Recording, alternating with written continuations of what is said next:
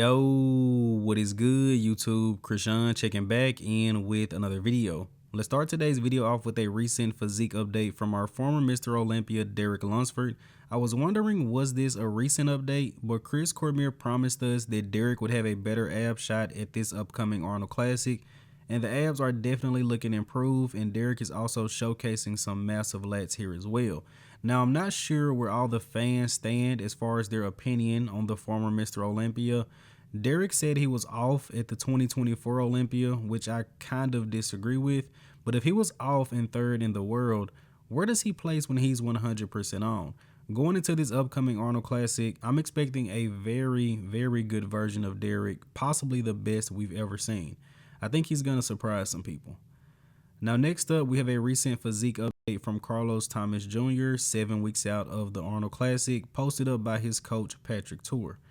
Every update from Carlos just gets crazier and crazier. Now, we still have 7 weeks to go, so I'm not going to start my concern yet, but somewhat reminding me of Rubiel. And it's not to disrespect Carlos, but very big guy, muscular, crazy vascular, but I would like to see a little bit more separation. Again, we have 7 weeks to go, so I'm not going to worry about it too much. Carlos looks to be in good condition at about 7 weeks out, but slightly worried about the amount of separation that we're seeing, and we still have not seen a back double bicep yet. Carlos, maybe you should post one up. Let us see. Now, next up, we have a recent update from good Vito at 10 weeks out. And I think I've mentioned it plenty of times before, but Vito and Carlos Thomas Jr. are the two guys I'm looking forward to seeing the most. I believe both of these guys can possibly qualify for this year's O and crack the top 10 in their debut. But to good Vito, quads look incredible here. And at 10 weeks out, Vito's quads are very, very separated. And Vito announced a few weeks ago that his first show of the year is going to be the Arnold Classic Brazil, and then the Pittsburgh Pro, and then the New York Pro. This year's Pittsburgh Pro is going to be an incredible show, and we have a lot of guys confirmed for the show. Vito, Martin, Nick Walker, pretty sure more guys will hop in as well. Now, next up, we have a recent update from Regan Grimes, who is posting a ton of updates and still over 300 pounds. Regan is prepping for this year's New York Pro. We'll be going up against good Vito, so Regan will be challenged. I like what I'm seeing for Regan. Not sure exactly what has happened over the past couple of days, but looks a lot tighter than he did before and still over 300 pounds. Regan's shoulder to waist ratio looks ridiculous here, and I also know that he's working to bring the quads up, which should definitely help with the illusion. And next up, we have a recent physique update from Tonio Burton, who should be making his first stop of the year at the Legion Sports Fest. Now, I was a little bit worried when I saw that because Legion is typically right after the Olympia, but the Legion Sports Fest has actually moved up to the end of May, early June. And if I'm not mistaken, Tonio doesn't live too far from that show. So he's taking some time off to make some improvements.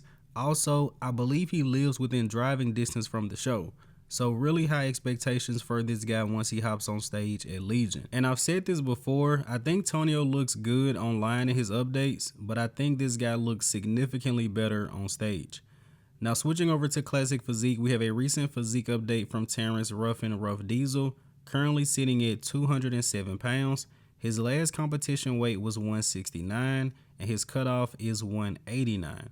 So we should get to see a bigger Terrence Ruffin this year at the Pittsburgh Pro.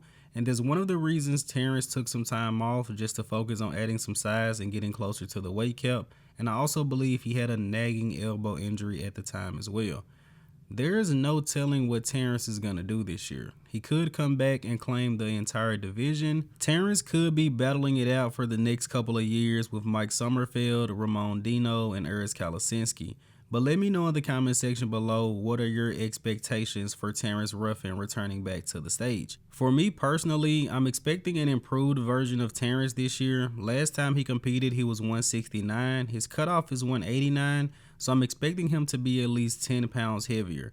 And Terrence is a shorter guy, so adding that much weight on a shorter frame should make a huge difference. But as of right now, I think he's going to have to battle it out with Mike Sommerfeld because that guy's pretty good.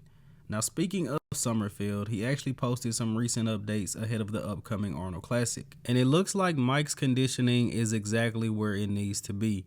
And going into this upcoming Arnold, he is the guy to beat. I personally think his biggest competition is going to be Wesley Vissers. If you go off the Mr. Olympia, there was at least 5 or 6 placings between them, so you would think that Mike would really have the edge, but do not underestimate Wesley. He won this show last year. He also won it in the UK. But excited to see Mike compete again. I'm glad we don't have to wait until the O. But let's go ahead and wrap up today's video here with the archive of the day. You guys let me know in the comment section below, who is this legendary bodybuilder? And as always, I hope you guys did indeed enjoy this video, and if you have not done so already, be sure to like the video and subscribe to the channel. And yes guys, I know, my apologies, my upload schedule is pretty garbage right now, but I'm working on it. I'm unbelievably busy right now. But I'm Krishan from Go Fitness, and that's it. I'm out.